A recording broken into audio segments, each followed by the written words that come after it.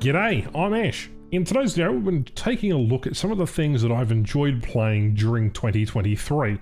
Due to time constraints, I would normally have split them into two videos, particularly my favourite tanks that I've played this year, or maybe even the favourite aircraft. But considering it is the 29th as of recording right now, time is rather limited, so that is an interesting thing.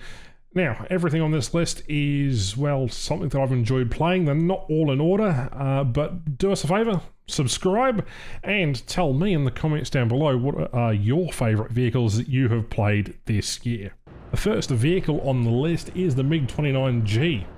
Now, I've enjoyed this aircraft, playing it with a bunch of other content creators and fellow viewers and squadron members, and just enjoying just the variety that this aircraft can provide. Of course, I'm talking about air realistic battles, I'm not talking about in ground, but for the most part, you have a very agile fighter, a very capable fighter, with a very, very good sounding, what would you call it, assistant, not bitching Betty, but I forget the word for the Russian one, someone remind me in the comments down below.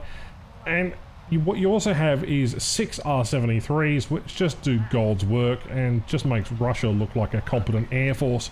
So, despite the fact that I'm flying the German variation, I do love all of them equally.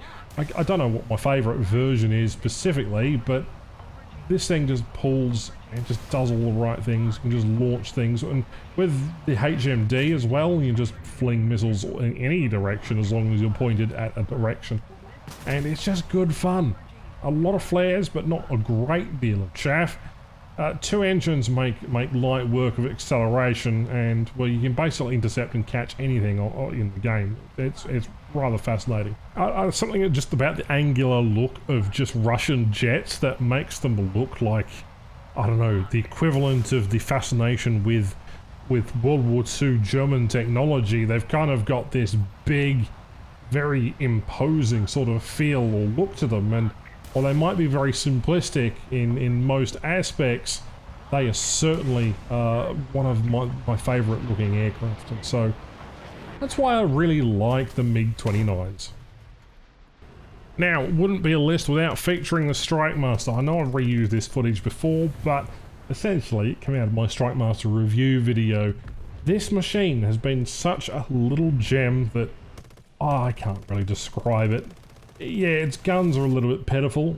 The two 7.62mm guns undermounted, and then obviously you have under the wings 4 provisions for gun pods.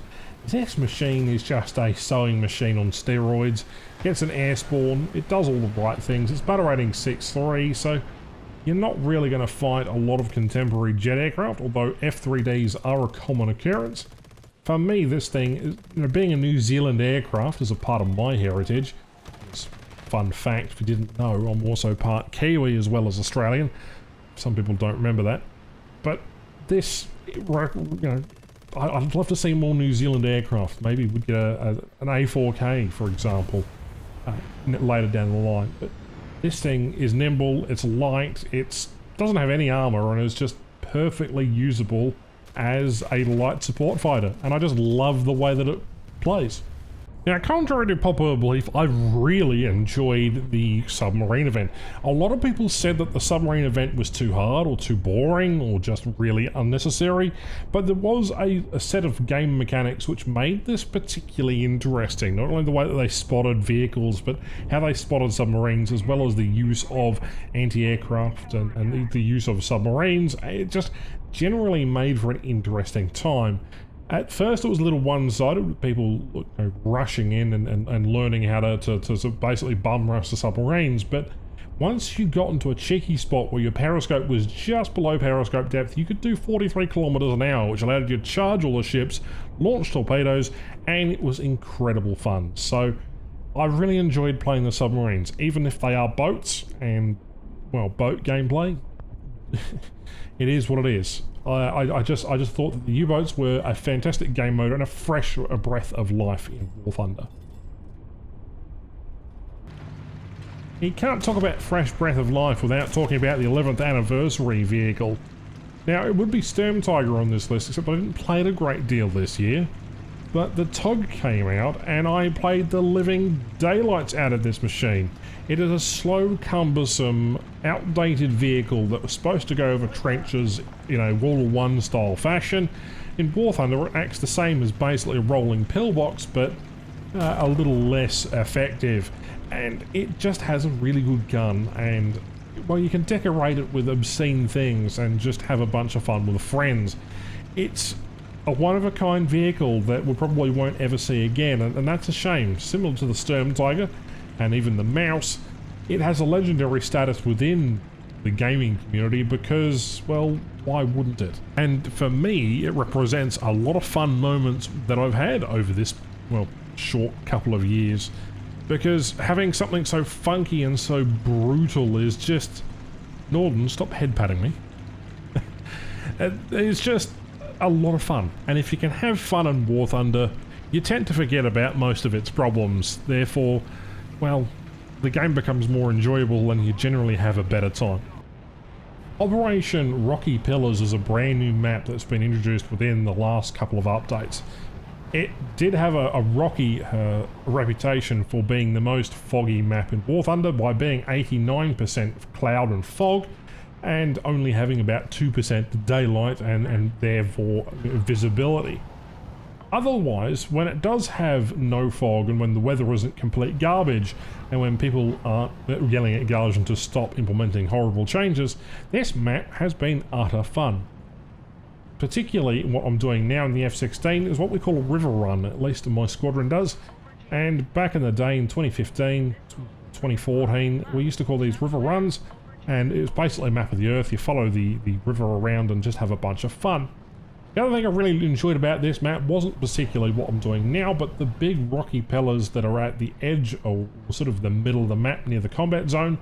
When there was like quite a bit of fog, I'd end up by turning and looping circles around these rocky pillars to the point where the enemies would actually get confused and some of them actually crashed into the pillars. I do have some footage of it somewhere, but I couldn't find it for this video, but trust me when I say that this map has been, well, it is horribly designed, but there are elements of it that are really fun, and that's kind of why I enjoy it. It's a little different from a vehicle, but it really opened my eyes to the capabilities of the F-16, and I have enjoyed flying the F-16, which is the next vehicle on the list. AIM-9s, particularly the AIM-9Ms, are fantastic. This thing with the field tank is alright, although I prefer it to be clean. It's a fantastic vehicle, very, very highly capable, very competitive vehicle, and honestly it is actually better than the F-15 in most regards, aside from the capability that it provides, but it is such a fun aircraft, that's why it's next on my list, of course, with the map included. Right, next jet aircraft, which actually surprised me. This one I didn't expect to be as good as what people had told me. Everyone was like, oh, this is a great jet. And a couple of the other content creators were like, you need to try this out, you've got it, you might as well go fly it. I never really bothered with it. I don't typically do reviews of premium aircraft. I tend to do a little bit on event vehicles. Occasionally I'll do the occasional premium vehicle. It really depends on what my mood is fitting and depending on what footage is. And this machine rolls, it pulls, it's only got AIM-9 J, well I want to say J's, they're basically AIM-9Bs. They're not great, but sometimes they can get a nice hit. This thing rolls and just pulls it all in the right places. It's got great guns, and it's one of my favourite aircraft of all time. It is a little bit of a troublesome aircraft. It doesn't do things particularly well in regards to countermeasures, but for what it's worth, you get something that is incredibly versatile at the battle rating of, what, 9.7, and it's just a typically good fighter with really good guns, and, you know, who doesn't love Swedish aircraft? Anyway, that's about it. My list would probably feature more propeller aircraft if the gameplay wasn't so stale in air-realistic battles. I have been enjoying the J9 early, although that's a separate video coming in a couple of days. And we've also got a joystick review, if you haven't seen the channel post, coming up soon as well, and that will be unboxing impressions. So yeah, anyway, let me know what you think in the comments down below. What have you enjoyed out of this year? And I don't know, what were your favourite things to fly, drive, float? my name is Ash. Thank you very much for watching the content this year. Happy New Year, and we'll see you in the next one.